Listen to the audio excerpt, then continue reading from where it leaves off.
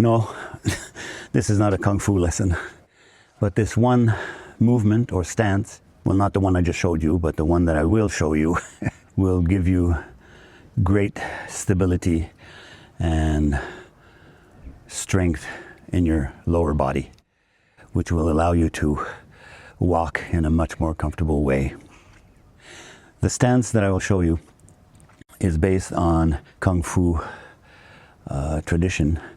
It's the school that I went to is called Shoily Foot, and I studied in Montreal in my 20s for close to 15 years, from actually 20-year-old till about 35 years old. It's a wonderful style.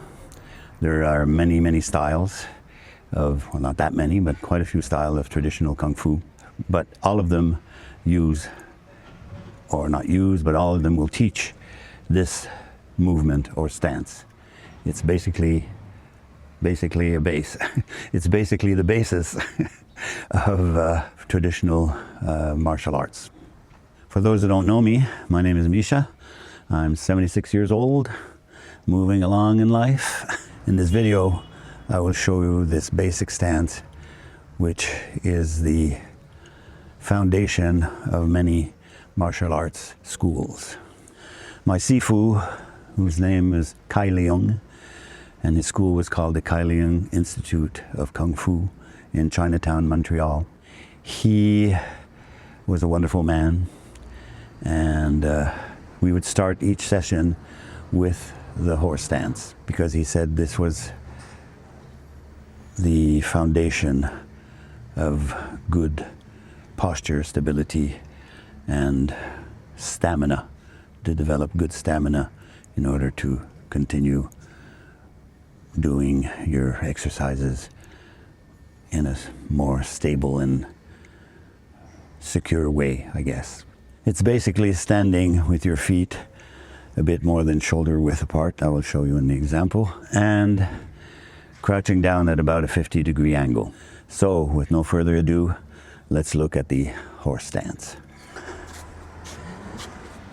This one simple exercise, as I mentioned in my intro, this is an exercise called the horse stance that I learned while I was doing Kung Fu in Montreal.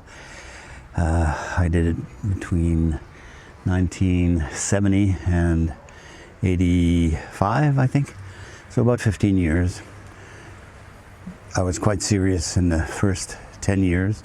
I used to go about 3 to 5 times a week, depending. Now there's different styles of Kung Fu, and they do different styles of horse stance. For example, I think Wing Chun or something, they do it sort of like this, their knees together, and sort of protect their groin, I guess.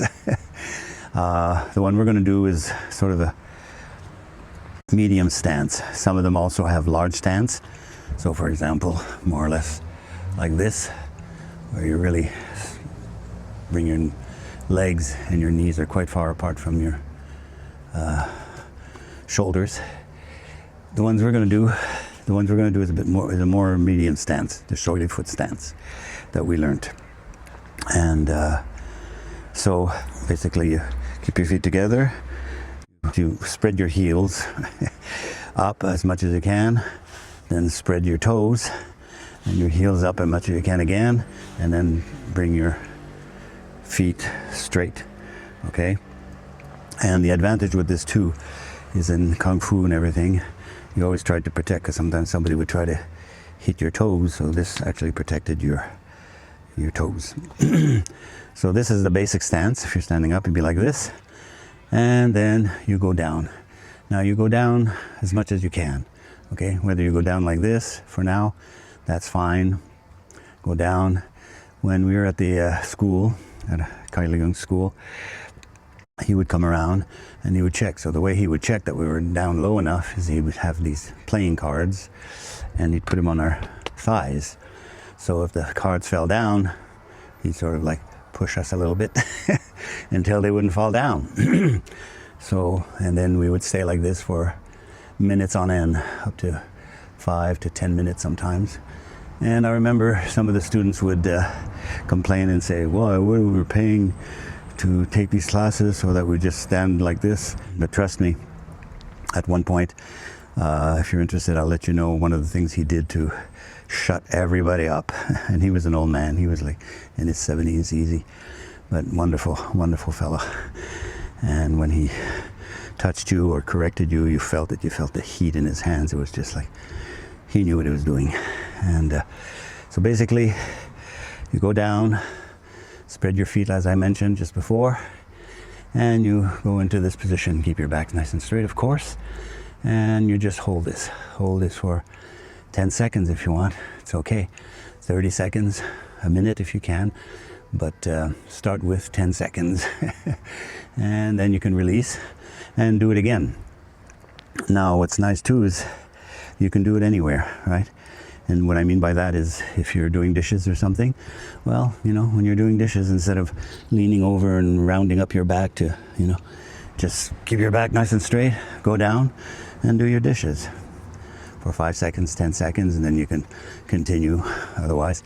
And if you do this exercise you can do every day without any problems, once, twice a day, 3 times a day, and there is no limit to this.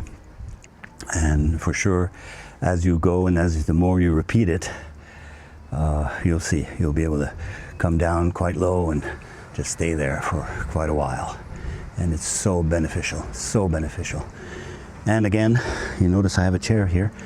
The reason being is that what you can do is you can start by sitting down on your chair, okay, and do the feet progression as I mentioned, as I showed you before. And then from the chair, put your hands on your hips, keep your back nice and straight, lean forward to bring yourself up, and hold yourself here. So what's nice with this is, okay, you can be up here, it doesn't matter, but as you want to try, and you can lower yourself, and if you feel a little bit insecure, then you can just sit down, okay? It's a sort of a security blanket, I guess. But yes, do try to practice the horse stance as much as you can every day, and really trust me, you'll get the benefits of this. You'll feel the benefits after a certain amount of time. So basically, that's it. It's a easy one exercise you can do. Motorcycles are passing by. I don't know if you can hear it, but I encourage you to do it as much as you can, and hope you enjoyed this one small session. I really hope you have a wonderful day, and as I say in all my videos, don't forget, enjoy your life to the fullest.